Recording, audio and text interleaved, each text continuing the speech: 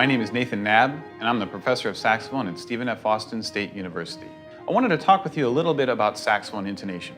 Developing a greater awareness of and sensitivity to intonation is an essential skill for any musician. On the saxophone, I recommend using two tools in this development. The first is a tuner, and the second is an intonation chart.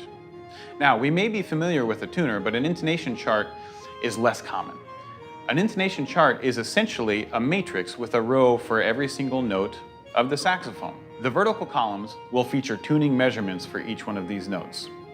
There are two ways to use this chart.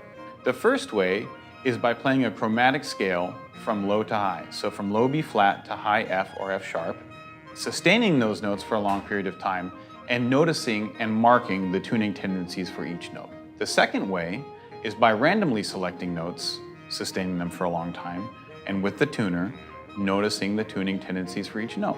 When you mark both of these on the chart, you may notice that these tendencies are different depending on chromatic or random selection. Once you've started to understand the tuning tendencies across the saxophone, you may realize that there are some common tendencies. The first is that low B flat and B tend to be sharp. The second is that in the mid-range, we are often flat, and in the upper range, we're often sharp. The most common reason for this is excessive embouchure pressure. Not really from the lip, but actually from the jaw. If we make sure that we're using proper embouchure fundamentals, these tendencies will tend to even out and you'll play more in tune across the range. Once you've identified your tuning tendencies with the chart, it's important to use tuning drones. That way, we're tuning using our ears and not just our eyes. It's also important that when we're using these drones, that we develop an awareness of what the note feels like to play it.